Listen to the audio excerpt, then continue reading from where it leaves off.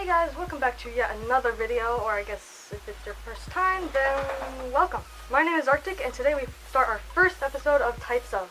What is the topic, you may ask? Well, I'm glad you asked, because today it is Fursuit style! Yay. I'm sure you've all heard of or seen a fursuit before, and if you haven't, well, you're looking at one. Anyways, let's jump right into this. So there are several styles a fursuit can have the appearance of, and those 5 types are hyper toony, semi-realistic, realistic, and kimono. The style of a fursuit greatly impacts the appearance of the fursuit. For example, if I had a hyper toony style fursuit of Arctic and then a realistic styled fursuit of Arctic, they will look very, very different, even if they're the same character and the same design and pattern. Okay, so now let's move on to what each of these feature. So a hyper toony fursuit will have very exaggerated expressions and or other parts of the body. Noticeable features of hyper toony suits are the eyes.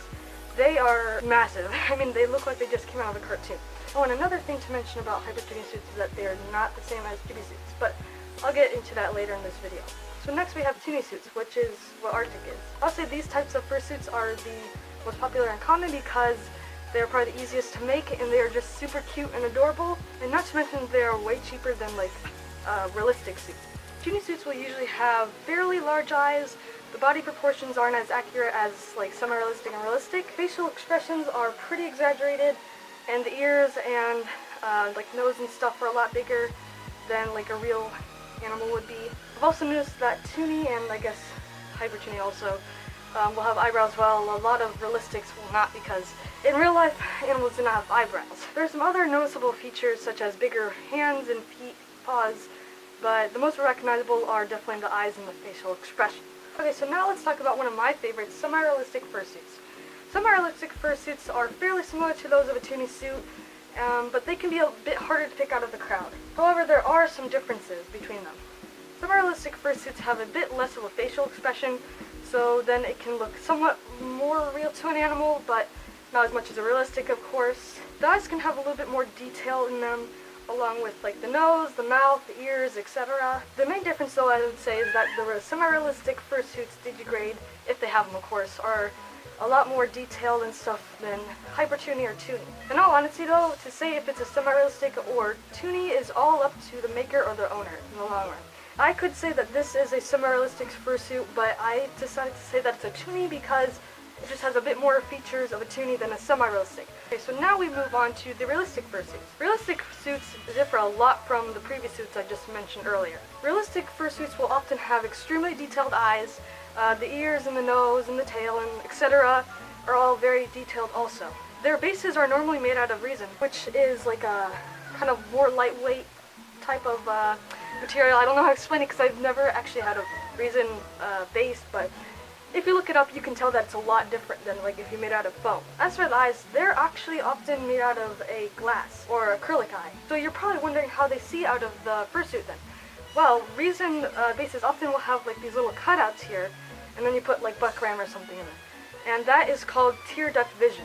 So instead of looking through the eyes like most suits would, that are not realistic, you would look through like the tear duct vision right there. Resin can also have a movable jaw, while a lot of like other suits that I've seen that are like toony and stuff do not, because it's just kind of harder to make a toony suit be able to move its jaw. If a suit is not able to move its jaw, then it's just called a static jaw, but like I said, realistic fursuits will often have a movable jaw, which is a really cool feature because then it looks like you're able to talk with it and like pick things up with it. Another recognizable feature for realistic suits is that they will often have airbrushing. Airbrushing is extremely helpful for characters that have like really tiny markings. It's a lot harder to sew something when it's tiny than to like airbrush. Airbrushing is just really convenient for that kind of stuff, especially realistic fursuits. However, it does have its cons, such as it will wear off eventually. Unfortunately, it's not permanent, but if you take good care of it and you wash it properly, then it should stay as long as it can. So now that we've covered the most common fursuits, let's go on to kimono suits. The idea of kimono suits originally came from Japan. They will sometimes be referred to as like the anime style type of fursuits, because they look like an anime character. They have roundish heads and like fairly large eyes. Their noses can be like a little bit smaller than usual, which is fine because then that gives it like a unique appearance for kimonos. Oh, and back to the eyes. Their eyes will often have like this plastic vinyl glass dome over it. I'm not too sure exactly why this is. I'm gonna guess it's because it just kind of gives a more anime look, like the glistening eyes, but please don't take my word for it because I don't know anything about kimono suits. I just like looked up the basic stuff and I couldn't really find exactly why, but it does just give them a more unique appearance. Well, that's all for this video, guys. I hope you enjoyed the first episode of Types of. If you have any suggestions for types of topics, then please comment them down below. Until then, see ya. Bye.